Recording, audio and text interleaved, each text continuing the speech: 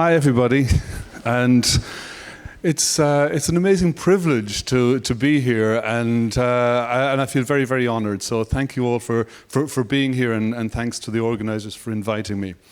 I'm going to try to do maybe a couple of things in this talk, but primarily, I guess, I'm going to make a particular point about fundamental research and applied research, and that fundamental understandings of almost anything really are very important before we can think about going to the applied aspects of a technology. I think probably the best example is antibiotic resistance, which we didn't really understand.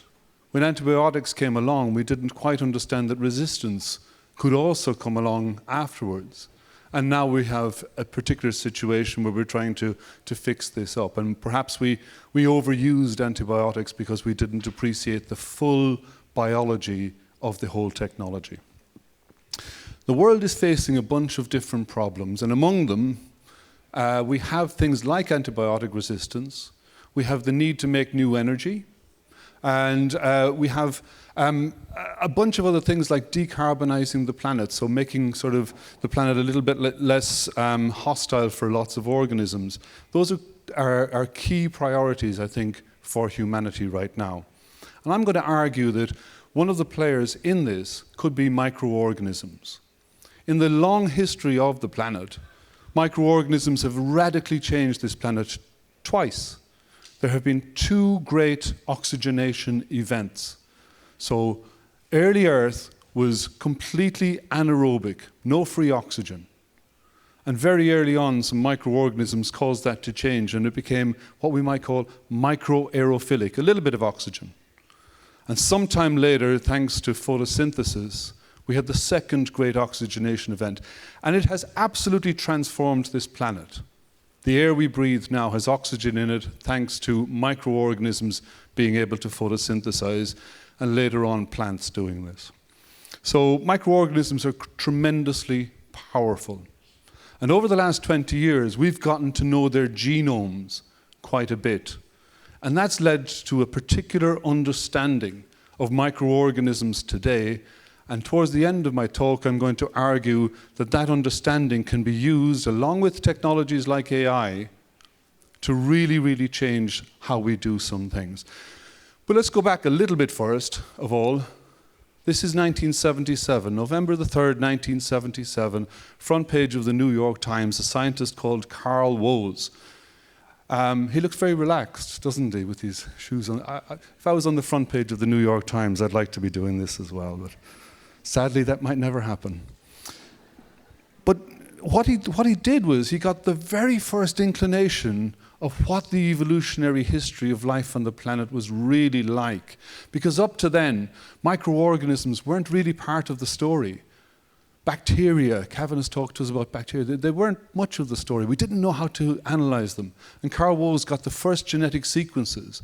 And he drew a tree, a phylogenetic tree, an evolutionary tree, like the one here on this side. And it split life into three major groups: bacteria, archaea, and eukaryotes. And I'm going to say that this has been tremendously, tremendously influential. But I'm going to say that perhaps now it's time for a little upgrade on this, and I'm going to tell you why. The tree on the right-hand side, that has a particular meaning, a particular inference. There's an origin of life, and as life progressed, it endlessly diversified. Okay, and that's probably the narrative that we're all pretty familiar with. Lineages, groups of organisms. And as we look back today, we see groups within groups within groups. But as we collected genomes, something new came along, something that we sort of knew about, but we didn't understand its extent.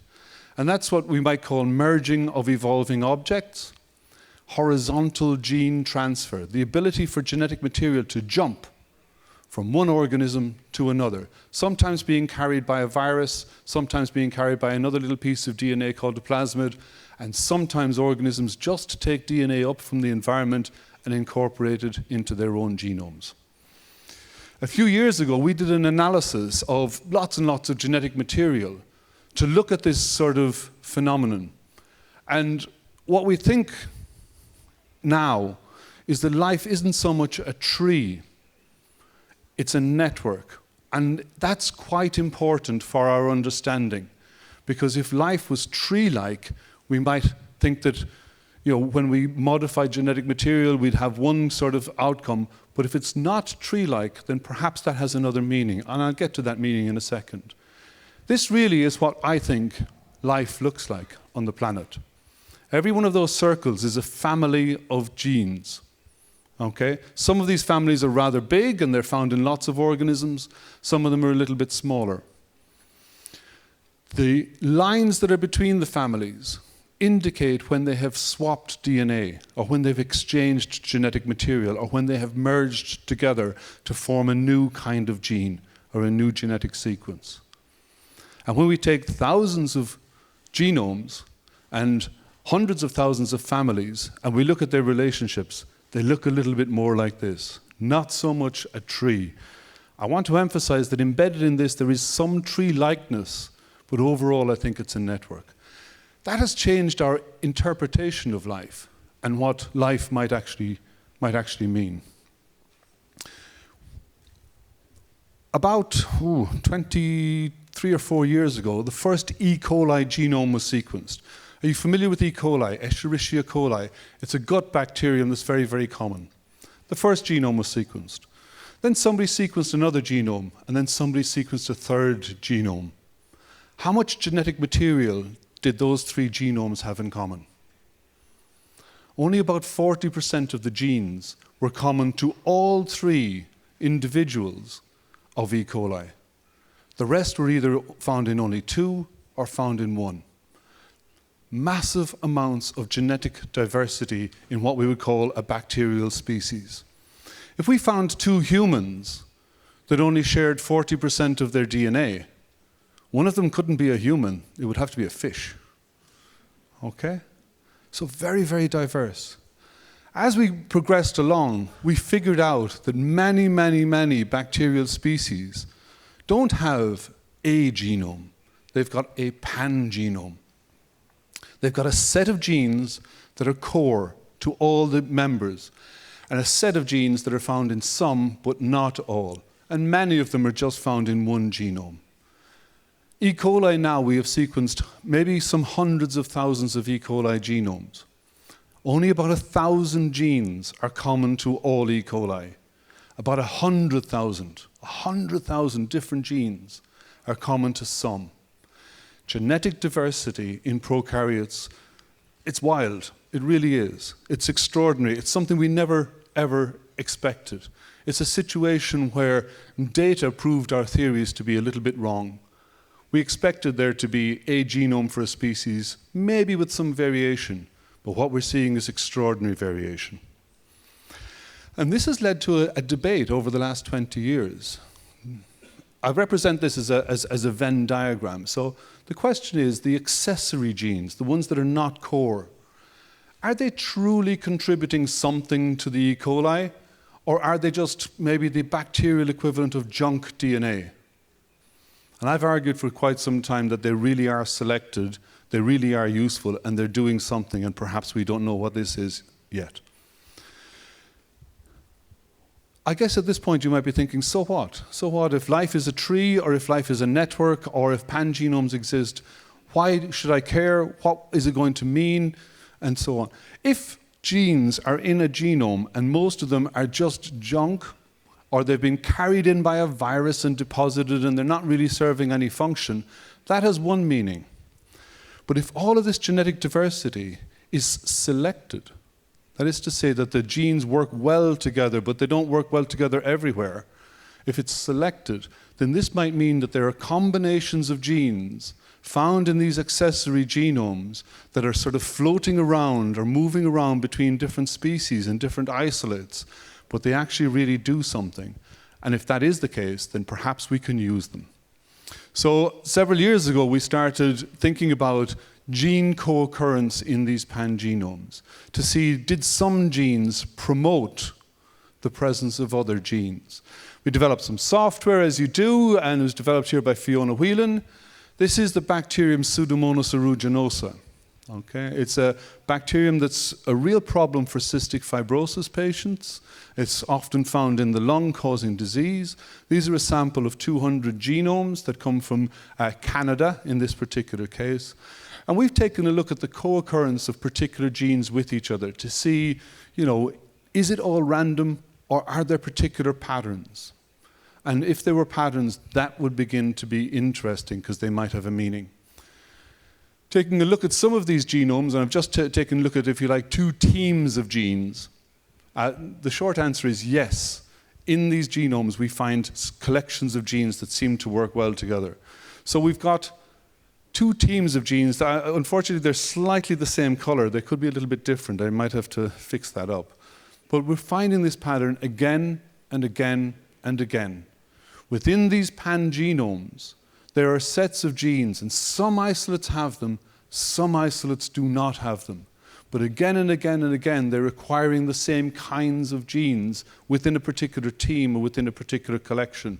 And that seems to indicate to us that these accessory genes and accessory genomes are selected. They're doing something, and that's important. Very, very recently, we've published this particular paper where we're looking at the repeatability of evolution. If these genes are selected, then evolution might repeat itself. There might be particular kinds of genomes that are really, really good, and they will evolve again and again and again. And we used a machine learning approach. It's called a random forest. A random forest is made up of a bunch of decision trees. And very, very briefly, I'm going to tell you how it works. So you can see gene A at the top. It's just a gene. It's picked at random. And we partition our genomes into those that have A and those that do not. Then we pick gene B, and we take the collection of genomes that do not have gene A, but they have gene B. We partition it again, and then C and D. Ultimately, what we're trying to do is to ask, do any combination of genes strongly predict either the presence of or the absence of gene X? And we find just in 2,500 E. coli genomes that the answer is yes. More than 2,000 gene families can be strongly predicted, by which I mean, if I gave you the sequence of an E. coli genome and you hid one of those gene families behind your back and said to me, can you guess what it is? I'd be able to. Okay? Strongly predictable. I'd be able to guess its presence, and also I'd be able to guess the absence of a bunch of other ones. So in other words, we're beginning to get this new understanding that horizontal gene transfer is ferrying around collections of genes across species boundaries, across different genomes, and that these are having some effect on E. coli. I'll give you an example of what's happening. This is what the random forest is. We do it many, many times in order to get our results. This is what we end up with. A bunch of in this case, more than 2,000 gene families. Each circle is a gene family that is strongly predicted, and the size of the circle is an indicator of how strongly we can predict its presence. This is very, very similar to sort of language prediction in some ways. And all week we've been hearing about things like ChatGPT, which predicts the next word in a sentence. I did a little test when I spoke in Puerto Montt earlier this week, where I asked people, did they know the next word in a sentence? So I'm going to attempt to speak Spanish. Can I apologize in advance? Are you all okay with this? What's the next word? Are you ready? Red Bull te da. There we go. In the same way that collections of words work very well together, collections of genes work very, very well together. And the predictability, so the word alas, 4 words, will predict for me what the next word will be, the 5th word. And it turns out that genomes are now like this. So this is tremendous for us, because if random genetic drift dominated, then we would never be able to predict anything. I'm just going to give you an example of some of them. So this is just my slide. These are 2 genes, two sets of genes, J and K, L and M. And they kind of do the same thing. J and K do one thing. They form a pore in E. coli's membrane. And L and M, they do the same. but you can never find all 4 in any genome. 2,500 genomes, all 4 are never in there. But you either have J or K or L and M, but never all 4. And I actually asked ChatGPT to make me a diagram of a bacterial membrane. It's okay. The reason being that one is pumping in a molecule that the other is pumping out. So it's it would be completely useless to have all 4, so they don't appear together in any genomes. There's real structure and real reasons for thinking that they would never appear together. We're also finding very, very complex patterns of what we call mutualisms. So A, B, and C here, you always find all of them together in the same genome, or none of them. If you've got A, I can tell you you'll have B and you will have C. If you have D, you'll have A, B, and C. If you have E, you will not have F. That T means no. And if you have F, you will not have E. I can guarantee that is the case. And if you have G, you will not have E. And if you have G, you will have H, and so on and so on and so on. And the new understanding is that microbial genomes are like their own ecosystem, with some genes really facilitating the presence of other genes, and some genes stopping others from being there. It makes it very, very predictable, so that we're now, I think, in a situation where we can say that microbial genomes are somewhat like a language. And this is just some code for a transformer for some AI. But this legitimately now could be used in the same way that ChatGPT predicts the next word. We can use this kind of technology to design new kinds of organisms, because some organisms, or some genes, are very predictably working well with some others, in the same way that we did with language here.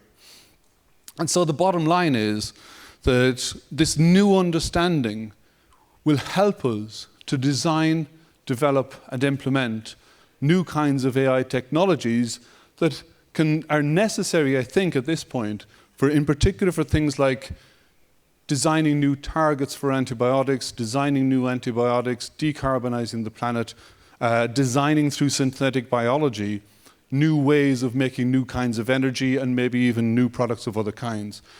That said, I am very aware of the ethical, legal, and moral implications of developing any of these new technologies, and there's very, very little of that kind of work has been done, so I didn't want to give this talk without talking about this.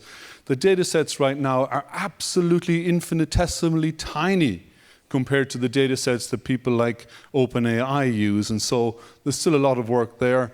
But we have had about 50 good years of biochemistry and understanding cell biology, and in the same way that multimodal AI works, we can bring this in as well. It's not just genomes that we can use for this. We can use biochemistry, ecology, metagenomes, and so on. So I guess I'll leave with the idea that we're at the sort of happy confluence of a bunch of technologies.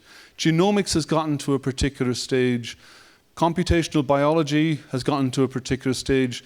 New AI technologies have gotten to a particular stage, and it's a very, very exciting time. And I think the groundwork has been set now to develop in ways that we could only have dreamed of several years ago, certainly when I was doing my PhD. Thank you very much.